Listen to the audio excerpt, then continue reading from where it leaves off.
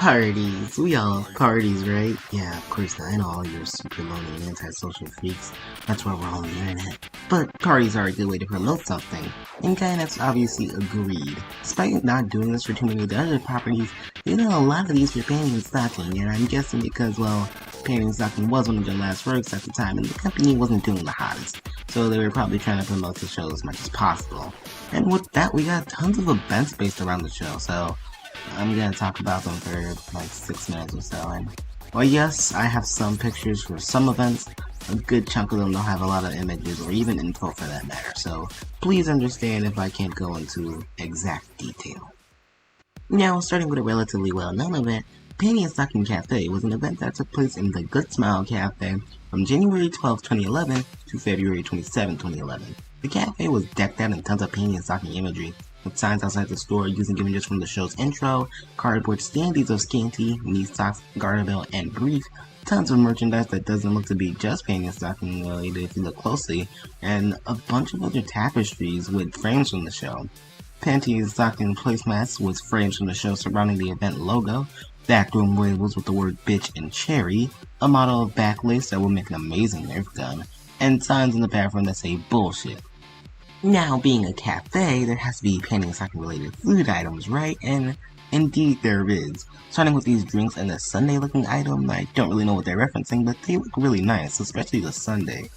They also have the Heaven Pudding in reference to episode 3A, Catfight Club, and it actually looks really appealing here. There also seems to be a platter with other foods on it that I can't really see, but overall this is a really cool event and the food actually looks really appetizing. I'd love to try it.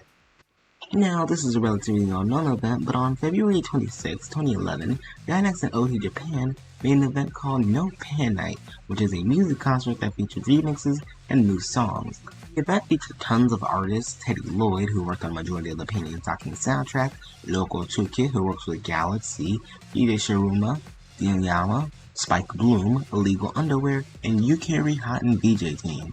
Honestly, a pretty cool event, and while yes, there seems to be limited photography of the show, it is one video of the event, and I'll leave the link in the description. Also, if you want to listen to some of the tracks, they're all uploaded to YouTube under the album Meanwhile at Gynex, version 1.5 and version 2. This album has tons of anime songs I don't really care about, but the Panty Stocking remixes are some of my favorite songs ever. My favorites being the theme of Panty Stocking, Corset theme, and the theme for Skinny and Knee Socks.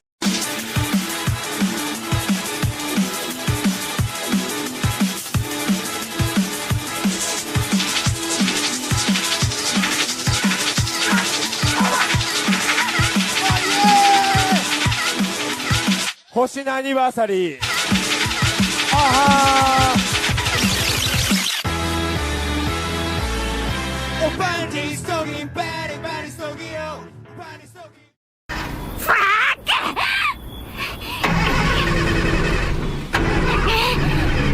動けったらちくしょうお前もかよシースル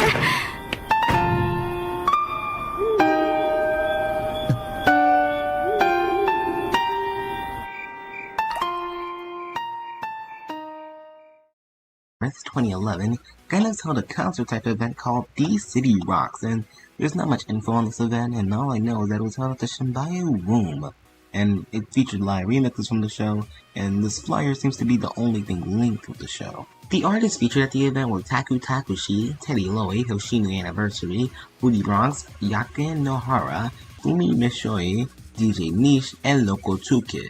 Now, this event was held by Gynex in the Shinbu Genza Theater. It was pretty much a screening of all 12 episodes of Panty Stocking in celebration of the launch of this anime-themed magazine called Monthly Anime Style. This magazine is the only image related to the event, and while yes, I have never read this magazine, I'm pretty sure the two properties have nothing to do with each other. If you read the magazine, tell me if there's any Panty Stocking info in it, I'd like to know. And this event lasted a long-ass time too. All night, all the way to early morning, and I can imagine the amount of people who fell asleep during this event. In the end though, Amashi did make a guest appearance in the event and the magazine, so I guess that's something for your bunk.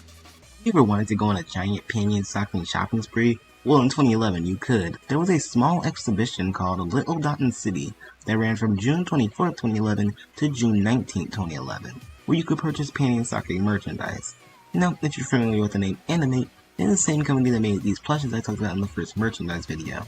And this picture and this logo are the only pictures I confirmed that are linked with the event, so really not that much info.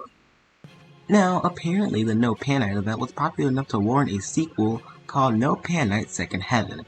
This event was held on August 31st, 2011 at Studio Coast, and the event was a lot bigger budgeted, having cosplayers and strippers, a much bigger venue, and a merch booth that you could purchase items from.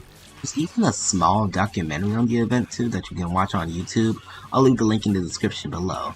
This is just another No Pan Night event, just with a slightly bigger budget, and it looks cool enough. You're just here with Taku Takushi, Teddy Lloyd, DJ Geek Boy, DJ Shiruma, Spike Bloom, Illegal Underwear, and the Yukiri Hot and DJ team. Now, yes, I did say there was a Panty Stocking Cafe earlier in the video. That was from 2011. And apparently Gainax thought it would be a great idea to do another one in a different location 6 years later. This event ran from March 3rd to May 27th in Kobe's Anime Street. It had a very interesting look to it, and honestly I think it actually has a pretty interesting gimmick to it too.